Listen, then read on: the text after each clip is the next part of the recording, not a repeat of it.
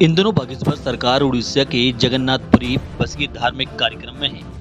इसी दौरान पुरी में एक श्रीमद् भक्त शामिल होने पहुंचे थे, जहां बागेश्वर सरकार ने कुछ दिन पहले कुंभ की तैयारियों के दौरान इंडिया मुस्लिम जमता के अध्यक्ष मौलाना शहाबुद्दीन रजवी वरवेली ने कहा था कि महाकुंभ के मेले में जिस तरीके से नागा सन्यासियों ने अखाड़े परिषद स्वामी बाबाओं ने मुसलमानों के प्रवेश पर प्रतिबंध लगाया है, उस प्रतिबंध पर देखें तो खुद वो जिस जमीन के हिस्से पर तंबू अखाड़े लगाए हैं, मेला लगा रहे हैं, वो वक्फ की जमीन है और वहां के मुसलमानों की जमीन है।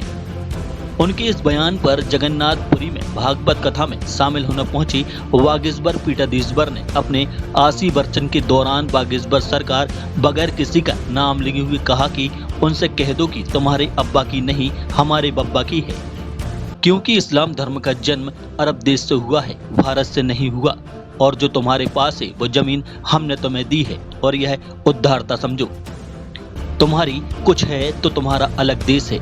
सनातन धर्म जैसा कोई धर्म नहीं है, जो एकमात्र ऐसा धर्म है जो पूरी दुनिया को परिवार मानकर जीता है। इस दौरान मंच से बागेश्वर सरकार ने हिंदुओं से कहा कि मुसलमानों को कुरान का ज्ञान है, ईसाइयों को बाइबल का ज्ञान है, लेकिन हिंदुओं के टूटने और बंटने का एक ही कारण है कि हिंदुओं के बच्चों को ना गीता का ज्ञान है, ना रामायण का ज्ञान है। अब हमें इंटेलिजेंस हिंदू बनना है। एक भाई साहब अभी बयान दे रहे थे, बोले ये जो कुंभ की भूमि है, ये जो है वक्फ बोर्ड की जमीन है। हमें खबर मिली, फोन आया कि गुरुजी ये तो वक्फ बोर्ड की जमीन है। हमने कहा उनसे कह दो कि तुम्हारे अब्बा की नहीं है, ये हमारे बब्बा की है। हाँ। क्योंकि इस्लाम धर्म का प्रारंभ भारत से नहीं हुआ, अरब देश से हुआ, और भारत तो गोपाल की भूमि है, तो यहां तो सब गोविंद जी का है। तो हमने तो दी है, जो तुम्हारे पास है भी वो हमारी दई भाई है।